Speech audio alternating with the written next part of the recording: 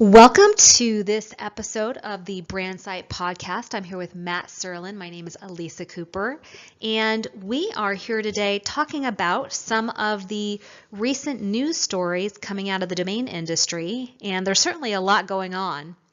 As there always is, that's the one constant in this industry. There are always things going on and things to talk about. So let's get after it.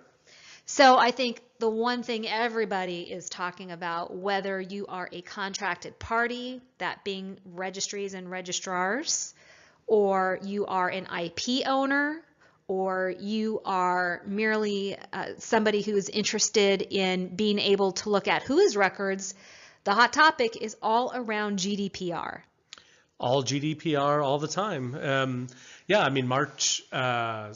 25th will be here right around the corner. And so we really now are seeing tangible impacts of this new European data privacy legislation come into play. And so just this week, a major registry operator announced that essentially they are doing away with whois output with contact information. So whereas today you run a whois search on a domain and you're used to seeing registrant information, admin, tech, billing, the sort of standard fields we've been used to seeing for 2 decades at this point, they announced that none of that information will be displayed in the whois output anymore. So you'll look at a name for this registry operator, and really all you will see is the domain name, the date information, and the name server information.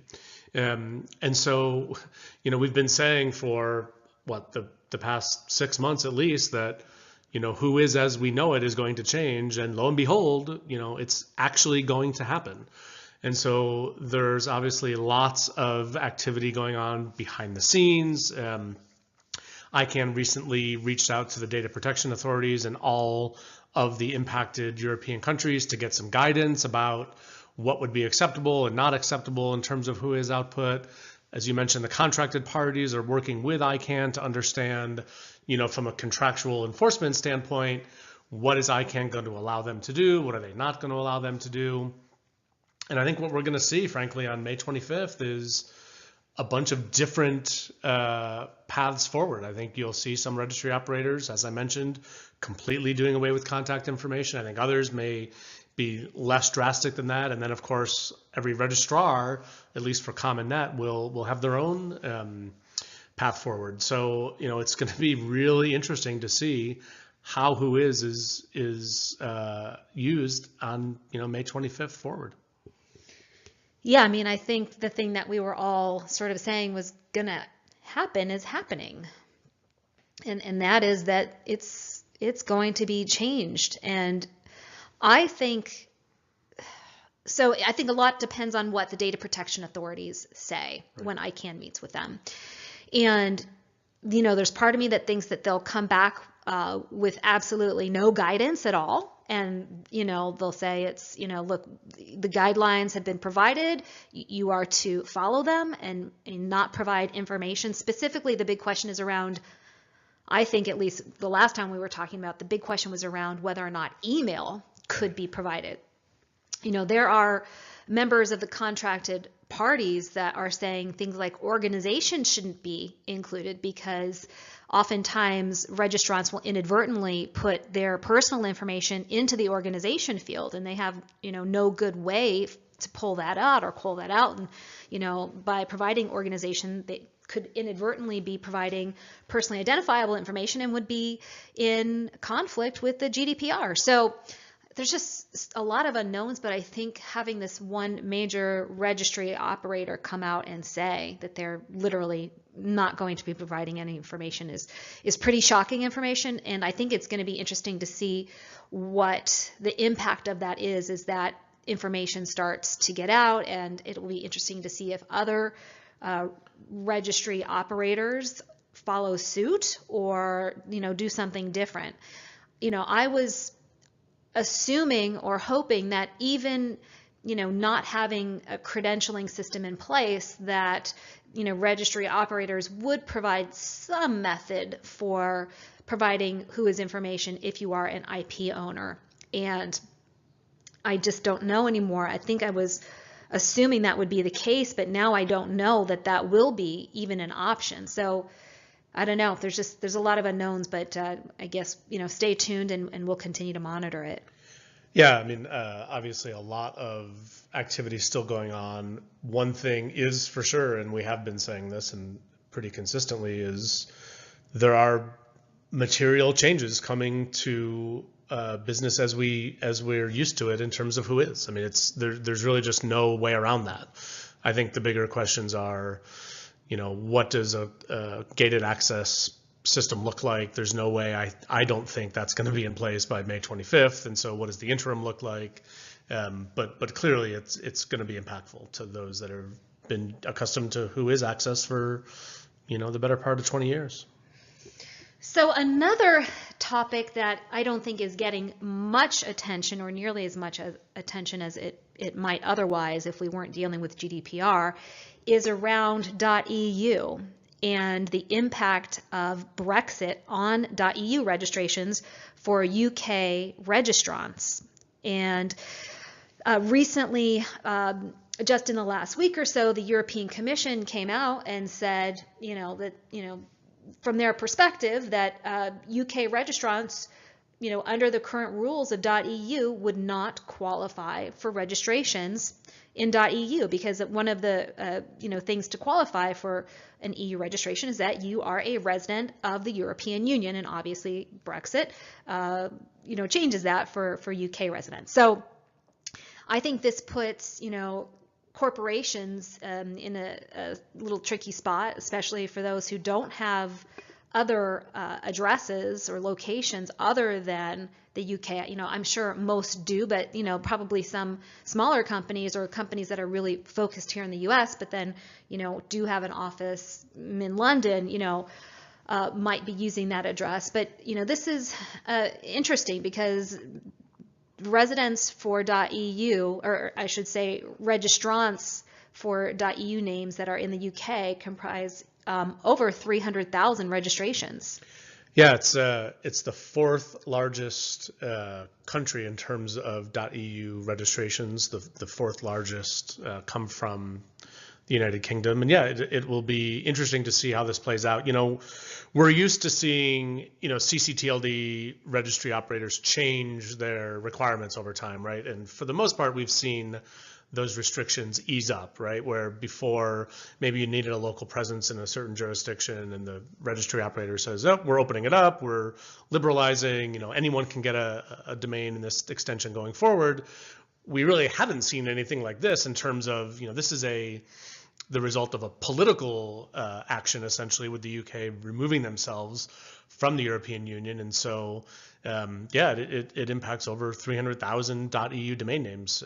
So it'll be interesting to see how the registry handles those names going forward, if they have to, essentially delete them once the UK leaves the EU, which is scheduled for, I believe, March of 2019. So, less than a year at this point. So this is definitely one to watch. And yeah, if you're a company that only has a European presence in the UK, you've got to be concerned about what happens to your .eu domain name, come next year. And even if that's not your only location, obviously you need to be thinking about another location as you're updating those records. So it'll be interesting to see how that plays out. It will. Yeah. Again, stay tuned. And then one, sort of final interesting sort of resurgence of an old topic, which has come to light again, is one around homographs. Yeah, so this is, like Elisa said, we first talked about this, several years ago when IDN registrations kind of first started to be allowed in .com and a lot of the GTLDs. This is really the use of mostly Cyrillic and other characters that to the untrained eye and at a quick glance look very similar to Latin characters. And so the fear is that for fraudsters and a lot of phishing attacks, frankly, that they're registering these IDNs, and in a browser, unless you're looking really closely, and I, as I get close to 45 now, my eyesight is a little worse off. But I'll tell you, I've messed around a little bit just with Brandsight, and we registered some names that have some Cyrillic characters.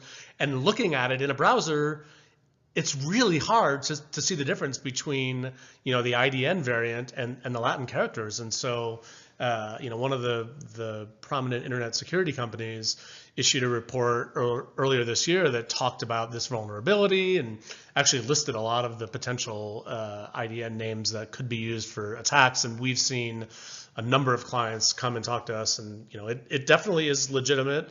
It's definitely a concern. I think to the extent that your company, we always talk about risk level, right? So depending on your risk profile, it's definitely something to look at, because I'll tell you, and I know what I'm looking for, and we know what we're looking for when we look in a browser at these things. Joe Schmo looking just from an internet browser is going to have a really hard time distinguishing between the two. Yeah, it's definitely, and I think this report has sort of raised awareness of it again. I think it's one of those things that, we talked a lot about maybe 10 years ago. Yeah. And, it kind of falls by the wayside, and then, it's identified again, and now it's sort of become of interest, and companies are starting to do some registrations there to protect themselves, especially those that are, at risk for phishing attacks. Yeah, definitely for financial services companies, it's certainly top of mind. Well, I think that sort of brings us to the end. I think, Matt, is there anything else you wanted to cover? Yeah, I think I'd be remiss if I didn't mention one last thing, and I hate to end on a sad note, but I will. The ICANN community and the internet community at large lost one of its members last week in a tragic motorcycle accident.